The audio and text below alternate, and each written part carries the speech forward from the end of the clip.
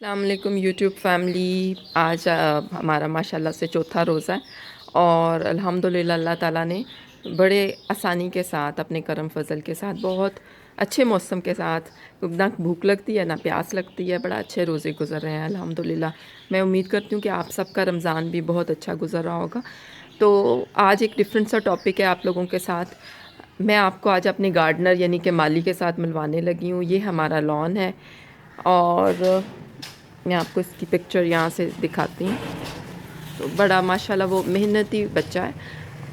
وہ یہ مالی ہونے کے ساتھ ساتھ پڑھتا بھی ہے. میٹرک کے اس نے ایگزامس دینے ہیں اور جب میرے ابو ہاسپٹل میں تھے تو وہ میرے ابو کا ایز ہیلپر بھی کام کرتا رہا ہے. ساری ساری رات ان کے ساتھ جاگتا رہا ہے اور ایک منٹ کے لیے بھی اس نے یہ محسوس نہیں ہونے دیا کہ ابو جی اس کے لیے برڈن ہے. کیونکہ ان دنوں میں جب ابو ہاسپٹلائزڈ تھے تو وہ ظاہر ہے اریٹیٹ ہوئے تھے اور میڈیسنز اور یہ وہ سب چیزوں کا شیڈول ہر چیز دیکھنا.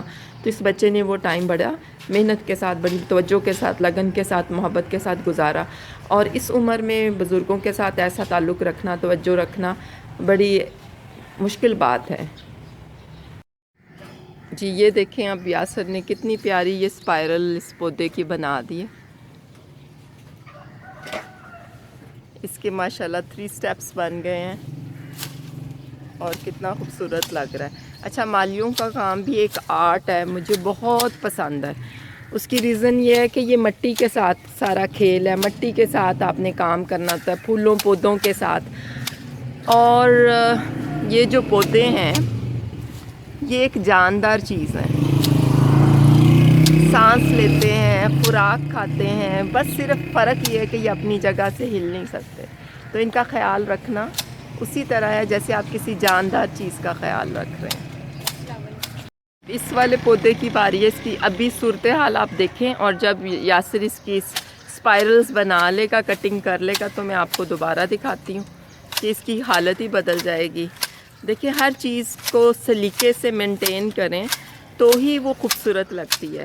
اپنے گھر کو, اپنے لان کو, اپنی چیزوں کو, ہر چیز کی مینٹیننس, اس کا خیال رکھنا اس چیز کی خوبصورتی کو بڑھا دیتا ہے. سے کام کر رہے ہیں. اچھا میں آپ سے بات کر رہی تھی کہ پودے بھی جاندار چیز ہیں. ان کا خیال رکھنا, ان کی خوراک کا, ان کے پانی کا, ان کی مینٹیننس کا اسی طرح ہے جیسے آپ کسی جاندار کا خیال رکھتے ہیں. تو ایک کام جو اگر آپ کے لیے پاسبل ہے تو ضرور کریں کہ آپ سال میں ایک بار اپنے جو ہمارے خاندانی قبرستان ہوتے ہیں یا کوئی بھی قبرستان ہے وہاں درخت ضرور لگوایا کریں.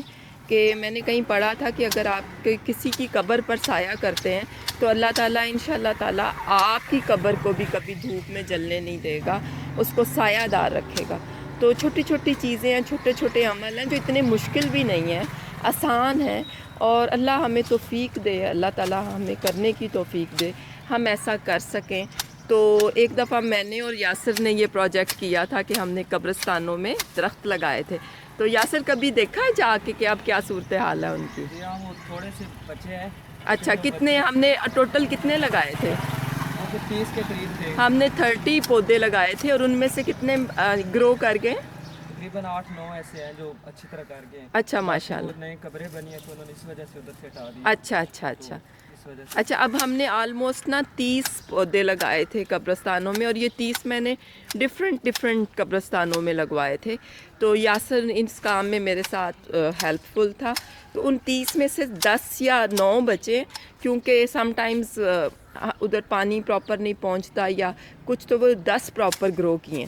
تو آپ لوگ اگر آپ کا کوئی ایسا سلسلہ ہے کہ کوئی ان کی مینٹیننس کو بھی دیکھ لے تو یہ کام ضرور کریں, کیونکہ سارا کچھ دنیا نہیں ہے, ہم نے اپنی آخرت کے لیے بھی کچھ کرنا ہے. اور یہ بہت ہی آسان عمل ہے. اللہ تعالیٰ اس کا عمل کے صدقے آپ کی قبر کو بھی دھوپ, گرمی, تپش سے بچائے گا انشاءاللہ. جی، اور یہ درخت لگانے میں، پودے لگانے میں نا نسلوں کا فائدہ ہوتا ہے. اگر آپ کوئی پھلدار پودا لگاتے ہیں اور آپ اس کا پھل نہیں کھا سکتے، یعنی کہ جب تک وہ بڑا ہوتا ہے یا 20 سال میں، 15 سال میں، 25 سال میں، تو جو اگلی نسل وہ پھل کھائے گی وہ آپ کے لیے صدقہ جاریہ بن جائے گا نا. تو ان چیزوں کو، چھوٹی چھوٹی چیزیں ہیں، اگر ہم اپنے پارٹ آف لائف بنائیں اور ان چیزوں پہ تھوڑا سا فوکسڈ ہوں تو زندگی میں چینج آ سکتا ہے. اور یہ پودے ہمیں آکسیجن پرووائڈ کرتے ہیں. جو ٹاکسک انوائرمنٹ ہے، پولوٹیڈ انوائرمنٹ ہے جس میں ہم رہ رہے ہیں، تو اگر ہم اس میں پلانٹ زیادہ لگائیں گے، جیسے عمران خان صاحب نے، ہمارے وزیر اعظم کا بھی یہی موٹیو ہے کہ گرین پاکستان، تو ہم اپنے لیے بہت آسانیاں کر لیں گے. یہ جو بیماریاں ہیں اس میں کمی ہو جائے گی، پولوشن میں کمی ہو جائے گی، زمین کا پانی بڑھے گا اور آکسیجن بڑھے گی، موسم بہتر ہو جائے گا، گلوبل وارمنگ جو ہے وہ کم ہو جائے گی. تو پودے لگائیں، گرین کریں اپنی ارتھ کو. اپنی جو زمین ہے نا، اس کے اندر ہم نے جانا ہے. یہ مٹی، مجھے مالی اس لیے اچھے لگتے ہیں کہ ان کا مٹی سے رشتہ ہوتا ہے. اسی میں ہم نے سونا ہے، اسی میں ہم نے جانا ہے، تو اس سے پیار کریں نا. اسی نے تو ہمیں سنبھالنا ہے، ماں کی طرح اپنی گود میں سلانا ہے. تو آپ لوگ گلوبل وارمنگ کے لیے، یہ دنیا کی جو گلوبل چینج آ رہی ہے اس کے لیے اور پولوشن کو کم کرنے کے لیے، اپنے نام کا، اپنے بزرگوں کے نام کا، اپنے پیاروں کے نام کا پودا لگائیں اور اس کی حفاظت کا بھی سامان پیدا کریں. جیسے میں بتا رہی ہوں کہ ہم نے 30 لگائے ایک جگہ پر، تو وہاں صرف 10 بچے ہیں. تو اس طرح مختلف جگہوں پر ہم نے لگائے تھے. میرا خیال ہے کوئی 60-70 پودے ہوں گے، تو جن میں سے 20 یا 30 بچے ہوں گے. تو ہم لوگ اگر اس چیز کا خیال کریں گے نا، تو دنیا بہتر ہوتی جائے گی. ہر انسان اپنے حصے کا کام کر لے، دوسرے کے لیے مت سوچیں وہ کیا کر رہا ہے، آپ کیا کر رہے ہیں. You are responsible for that. جی، یہ دیکھیں اب کتنی پیاری اسپائرل یاسر نے اس کی بھی بنا دی ہے. پہلے میں نے آپ کو یہ پودا دکھایا تھا نا کہ اس کی کیا صورتحال تھی، اور اب دیکھیں اس میں یہ 3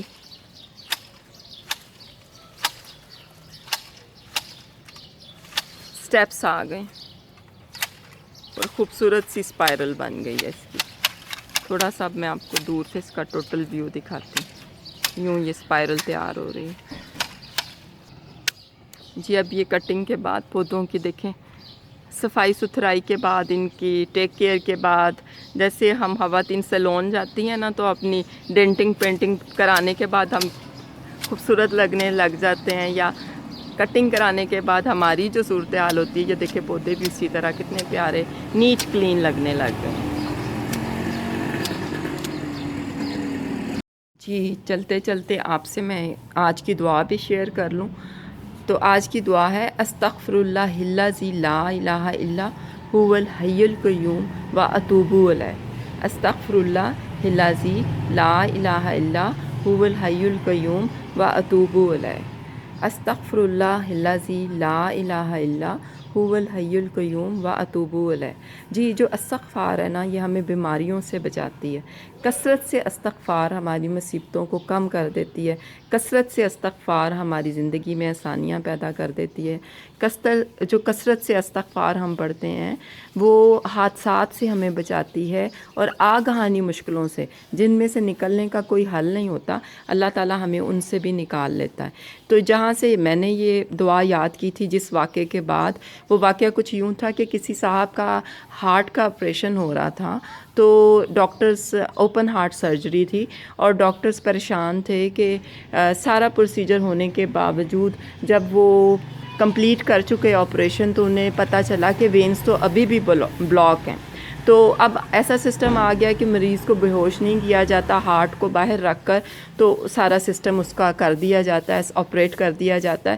تو پھر جب وہ نرس نے بتایا کہ آپ اللہ سے دعا کریں، تو اس موقع پر جن صاحب کا آپریشن ہو رہا تھا، انہوں نے کثرت سے یہ آیت پڑھی: استغفر اللہ الذی لا الہ الا هو الحی القیوم واتوب الیہ.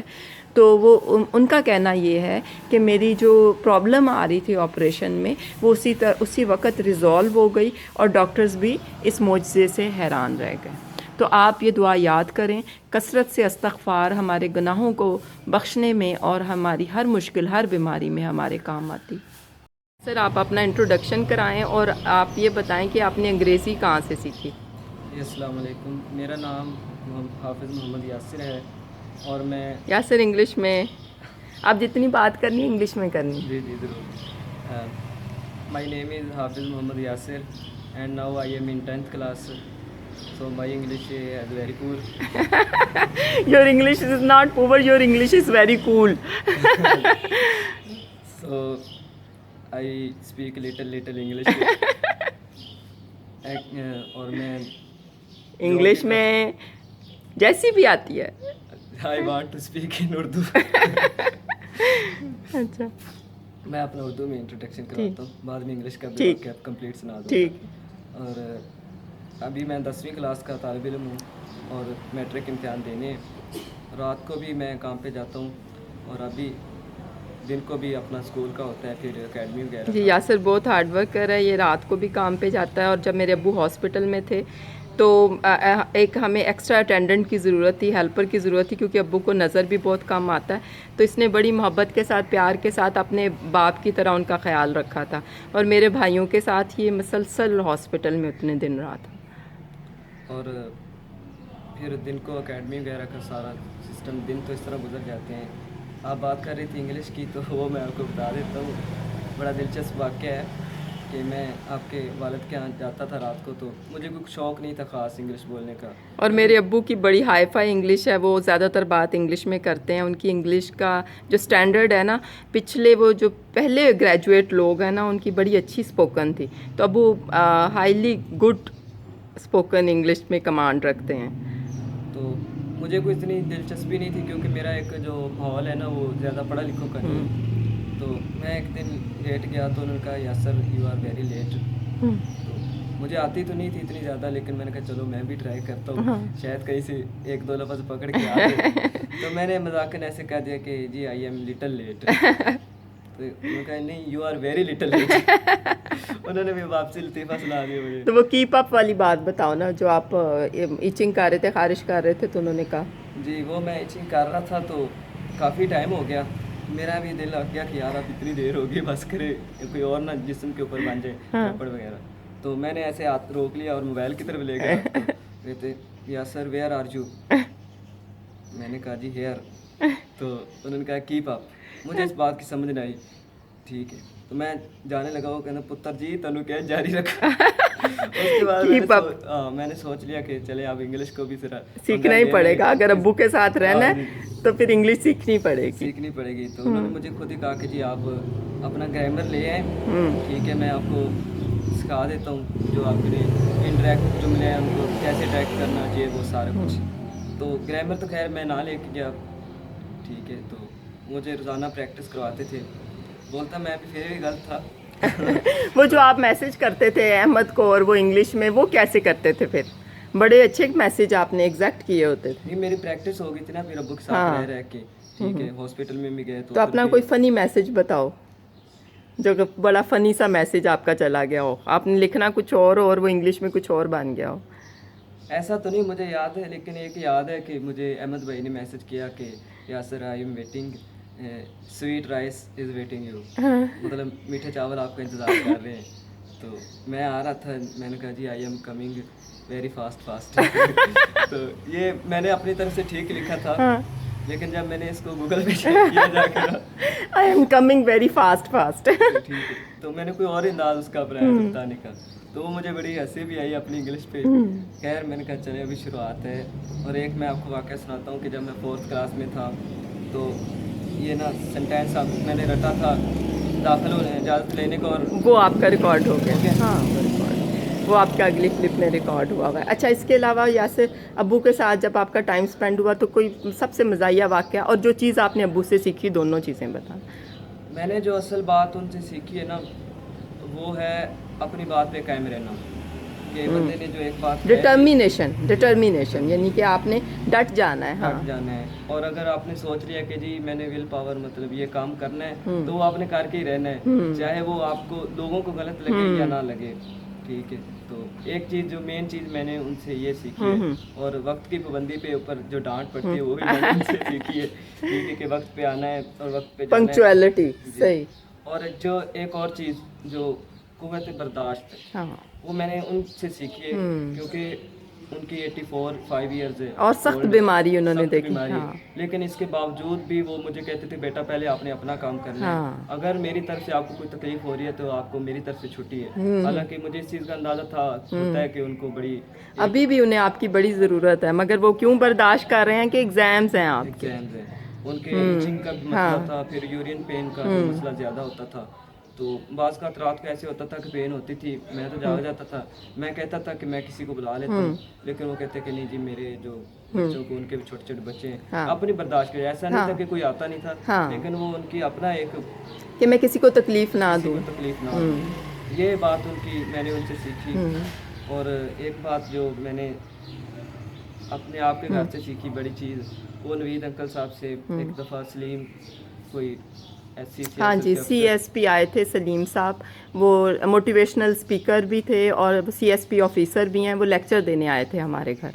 तो वो लेक्चर दे रहे थे, उस दौरान नवीद अंकल साहब ने एक बात की थी कि अपने अंदर खौफ पैदा करें। वो शायद उसके बाद मैं नहीं कभी भी बैठा हूँ चैन से, क्योंकि खौफ जो वाकई उनकी एक मुझे उन सारी बातों में एक ये चीज़ समझ आई थी कि खौफ जो होता है ना, किसी भी चीज़ का, वो अल्लाह का खौफ हो तो फिर तो बंदा दुनिया जान में कामयाब हो जाता है। अगर किसी का भी खौफ होगा ना, इंसान को दुनिया का भी खौफ होगा ना कि अगर मैं काम नहीं करूँगा तो मुझे किस तरह धक्के पड़ेंगे, जो लोग बाहर हैं तो किस तरह उनकी ज़िंदगी मुश्किलात हैं, तो ये चीज़ है जो मुझे आगे लेके जा रही है।